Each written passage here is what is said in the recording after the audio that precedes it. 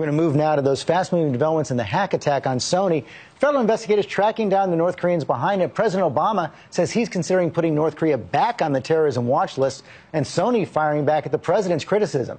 Here's ABC senior justice correspondent Pierre Thomas. This morning, the FBI investigation heating up. Agents chasing down the names of the North Korean officials who allegedly ordered the cyber attack. One option, charging them as common criminals. Arresting them could prove impossible, but the president vowed there would be a response. They caused a lot of damage. We will respond. We will respond proportionally, and we'll respond in a place and time and manner that we choose. It all began a month ago. The group, calling itself the Guardians of Peace, demanded Sony scrap the release of The Interview, a comedy depicting the assassination of North Korea's dictator. You want to go kill Kim Jong-un? Totally. Soon, Sony was hit with what the FBI called a devastating computer network attack. It was unprecedented, taking computer stations offline, deleting files, and posting the company's strategic plans. Then it got worse. The hackers threatened moviegoers. Sony canceled the New York premiere. Theater chains said they wouldn't show it. And Sony pulled the plug. Game, set, match. The hackers won. The president called out Sony. I think they made a mistake. I wish they'd spoken to me first. I would have told them, do not get into a pattern in which you're intimidated by these kinds of criminal attacks. But Sony's CEO blamed movie theater chains for not showing it. He said he had no choice. We have not caved. We have always had every desire to have the American public see this movie.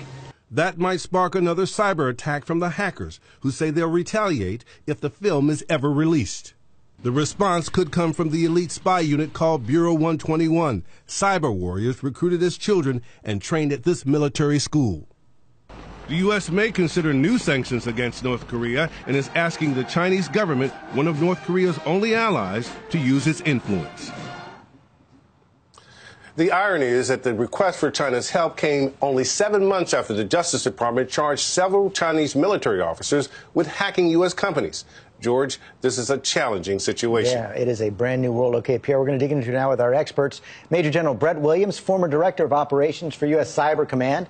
Fran Townsend, former White House Homeland Security Director and Counterterrorism Advisor, now with CNN. Thor Halvorssen, President and founder of the Human Rights Foundation.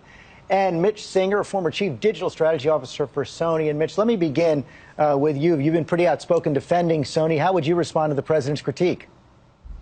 Well, look, we all certainly agree with the president. The idea that, you know, a foreign nation reached across the Pacific and actually did this to us is frightening, And but I think in the end, if you really think about it, you know, blaming a victim here, and there's no question that Sony was the victim of unprecedented a cyber extortion attack here with, you know, you said it in the setup, with hard drives basically wiped out, private confidential information exposed, employees' private data, medical records more threatened. I mean, and instead of sitting here and blaming the victim here, I think what we should really be looking at is what's the government going to do here? And I've been writing about it because I wanted to change the focus away from Sony Pictures or away from any company that would suffer this type of attack.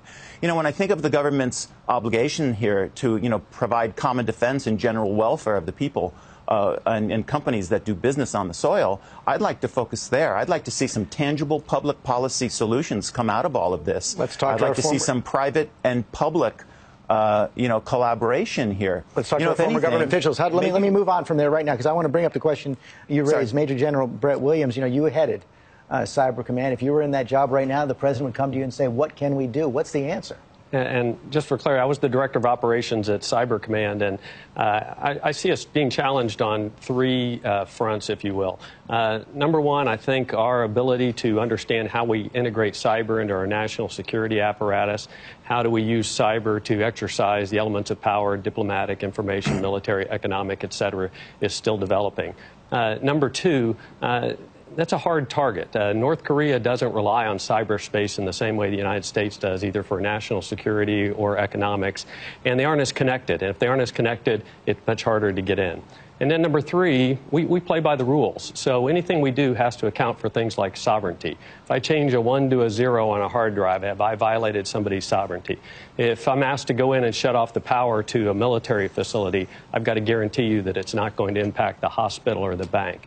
And so it complicates our problem, but that's what they're doing at Cyber Command right now, is they're developing options for the president that can be rolled up within all of the elements of national power for response. Fran, you would be part of that process as well. What would you do? That's right. Well, look, there's a range of things. I think what you're hearing from the general is, one, the offensive cyber piece, but there's also defensive. You can block them, and that's exactly what the administration has asked of the Chinese. We need the Chinese help because all of their internet connections, limited as they are. But they've been bad actors here, too. That's exactly right, George, and that's the problem. It's not clear that the Chinese will help us here.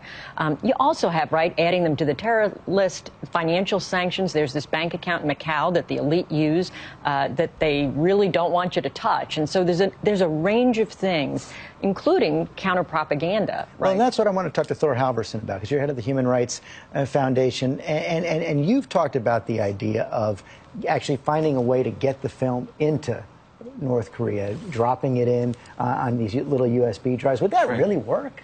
Well, George, we've been doing this for some time, and our partners in South Korea at the border have also been doing it. They're mostly North Korean defectors. They know it works because many of them came to South Korea or escaped North Korea through China as a result of receiving some of this material. And North Korea has no internet connections whatsoever. North Korea, it's the hermit kingdom. They try and keep information tightly locked. It's why this film is so dangerous to them, because they perceive the Kims as a god.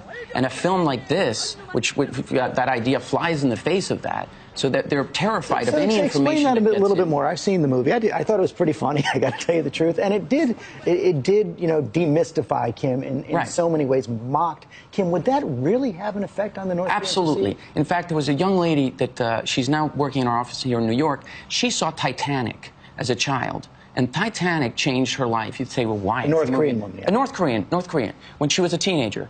This movie, she saw that a man was willing to die for a woman, for love. This, to her, was completely alien. That was her aha moment. All of these things are dangerous for the regime because they produce aha moments in people who've been living under propaganda for so long. Let me take that to Mitch Singer. Why shouldn't Sony just release this online, then?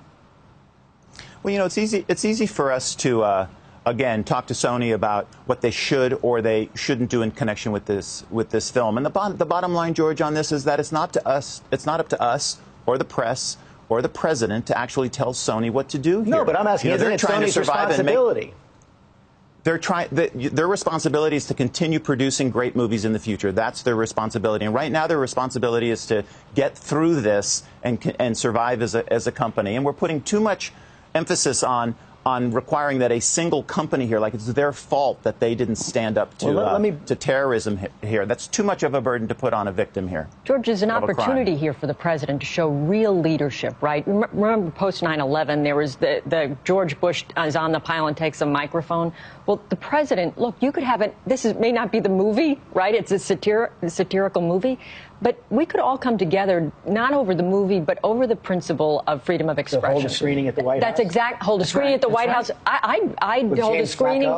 I'd hold a screening in the middle of Times Square. I'd have a national moment of this release that is a moment for the country to come together to help Sony to heal and get past this. There'll be covert things the president will do, offensive and defensive cyber operations. But we need to take the leverage away from North Korea. And one of the ways to do that is to have a national moment about the I want to bring those two questions to General Williams as well. Number one, if the president takes these covert actions, we may never know about it, right? That's correct, and I would agree with that may be the best way to do this. But I think one of the things we have to take out of this is the latest in a series of very serious wake-up calls to us. People can use cyber to do very devastating things, and if as bad as this has been for Sony, imagine something with a similar impact on the energy sector or in a big financial institution. That gets to my final question. I was struck by the assistant director of the FBI saying that this could happen to this would get through 90% of corporations. If a corporation came to you and said, what can I do to protect myself, what's the answer? Well, I think the number one thing that we tell you have to do is you've got to, at the board and the CEO level, take cybersecurity as serious as you take business operations and financial operations. Not good enough to go to your CIO and go, are we good to go?